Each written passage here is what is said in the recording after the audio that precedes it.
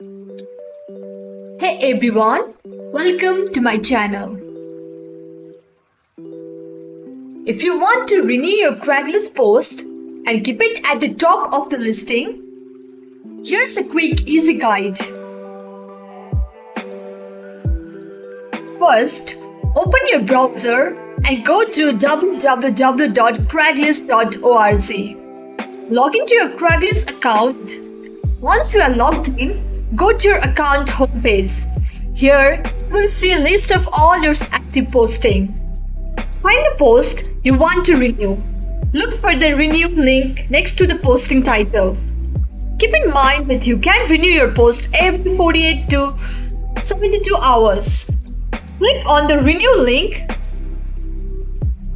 and that's it. Your post has been successfully renewed and is now back at the top of the list.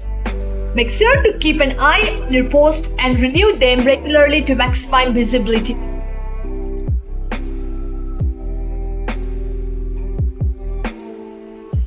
Smash that like, share, and subscribe button for more informative content. Thank you for watching.